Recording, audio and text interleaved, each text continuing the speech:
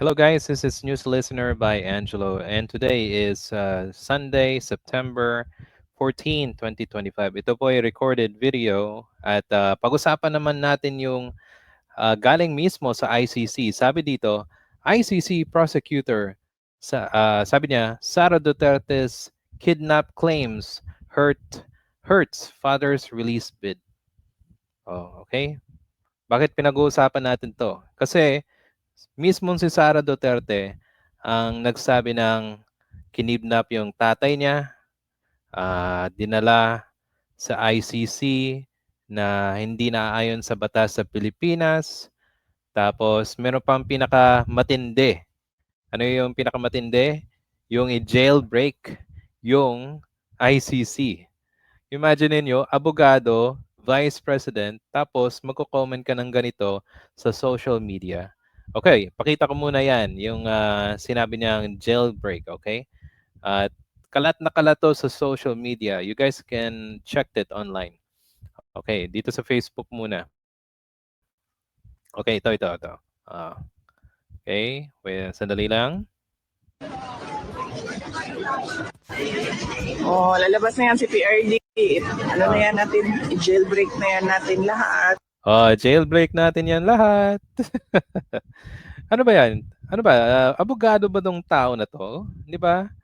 Ano bang, nasan ba yung utak niya? Nasa ilalim ba o nasa, ewan ko, ano ba, hinagas ba to sa bangin? At hindi marunong magsalita ng maayos? Di ba? So guys, anong kwenta yun ng sinasabi niya? 'Di ba? Walang kwenta actually. Kasi sa time na nagsasalita yung mga anak ni Rodrigo Duterte, especially itong si Sara Duterte, yung pag-interim release ni Rodrigo Duterte ay hindi na mangyayari. Kasi sa kabalbalan ng mga sinasabi nila, 'di ba? Okay, now nagre-request tong prosecutor ng defense team rather ng Duterte na palabasin na siya sa kulungan kasi hindi na daw makaalala, hindi na siya fit to trial, tapos ah,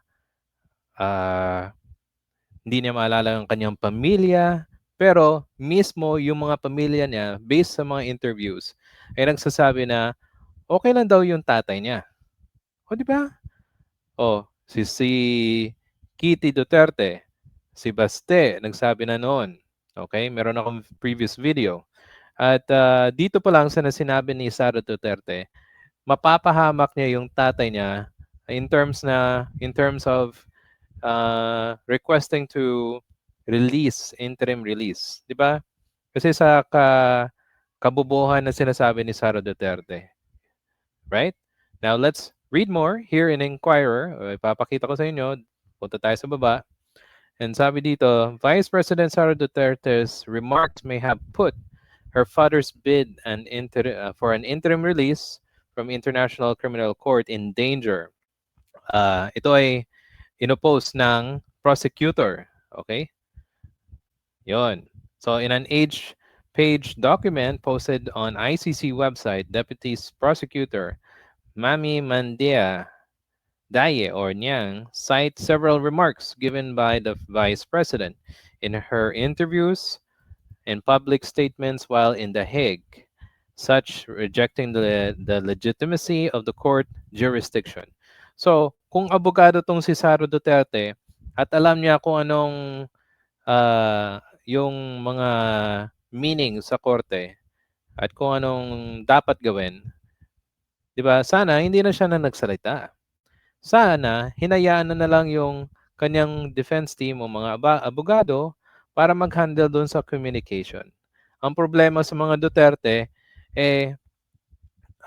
kung magsasalita na sila ng ganito, that's a good thing for the DDS supporters. Kasi mapapaniwala nila na yung tatay nila kinidnap ng ICC.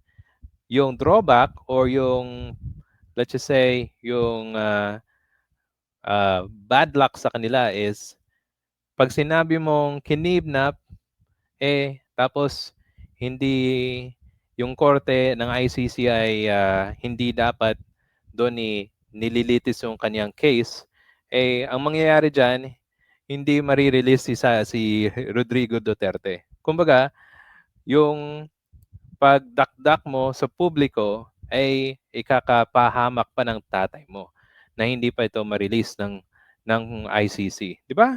Simple-simple lang eh. Abogado ka, dapat alam mo na hindi ka magsasabi ng jailbreak. Di ba? Tapos, yung ICC, sinabi ng mga na hindi to legitimacy court, di ba? Tapos yung mga anak niya, sinasabi na yung pag-aresto ay hindi naayon sa batas, pero napag-usapan na yan, di ba? So, yung kanilang mga sinasabi na ganito, ganyan, hindi marirelease si Rodrigo Duterte. Definitely. Di ba? Oh, kumbaga sila na nagpahamak sa kanilang tatay. Yun ang pinaka magandang punto dito, 'di ba? Okay, so let's read more. Sabi dito, niyan included July 19th statement by Sara wherein she spoke in front of the crowds of their supporters and interview afterward reiterated the claim that her father was kidnapped. Imagine mo, broad daylight, ang daming police, ang daming tao, tapos kinidnap, 'di ba? Anong kalokohan 'to?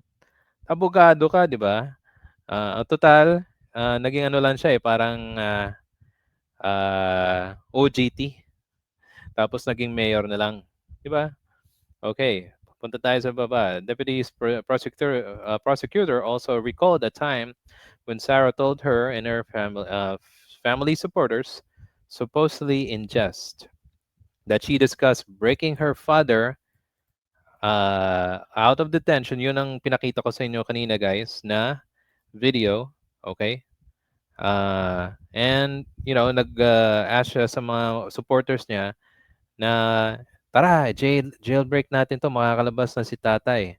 O, di ba? So, ano ba? Ano bang, akala ko ba matatalino mga Duterte? Okay. Nyan also cited a speech, also July 19. She falsely claimed the ICC was concluding, meaning, mayroon silang plano, yung ICC may plano daw together with the Philippine government para sa case ng tatay nila, 'di ba?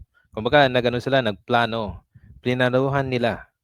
Well, in fact, yung case, remember guys, the case was filed 2017 during the time of Rodrigo Duterte's administration. Kumbaga, hindi sa gobyerno ni Marcos. Matagal na to.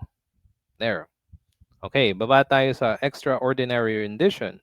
She also blamed the government of Netherlands for having joined the extraordinary rendition. Oh, aba, ang galing ni Sarah, no?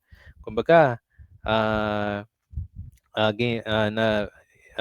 na-blame niya yung government ng Netherlands para mag-cooperate dito sa ICC. O, di ba? Ano ba naman, di ba? Ang galing ng mga Duterte. Okay. Tapos, okay, blame that ICC accepting Mr. Duterte with open arms despite having kidnapped from his own land. So, na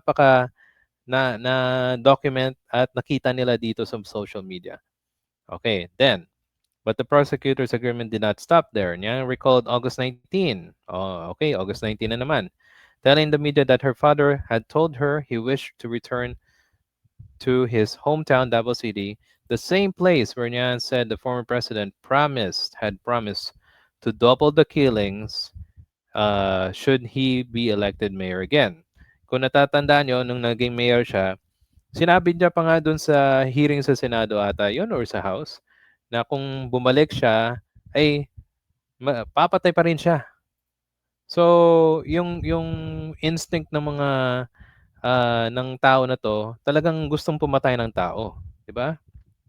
Kumbaga siguro nasa katauhan na ni Rodrigo Duterte, 'di ba? Dapat hindi tayo for me dapat hindi natin i-continue itong klaseng ugali. Kasi kung puro na lang pasiga-siga, patay-patay, walang mangyayari sa Pilipinas. Di ba? Oh, ano nangyari sa panahon ni Duterte? Naging maayos ba? From the tiger, the rising tiger nung panahon ni Pinoy, naging the sick man of Asia nung panahon ng tatay nila. Right? Okay, the former president was elected with a landslide vote, but siyempre si Baste naman naging acting mayor. Okay, Mr. Duterte's desire to return Davao City, if granted release, echoes his family's state intention to ensure his return to the Philippines. So, I remember also na yung defense team ni Duterte ay nagre-request sa mga iba't ibang uh, bansa, pero siguro wala nang tumatanggap. Kasi paano mo tatanggapin yung isang dating human rights violator at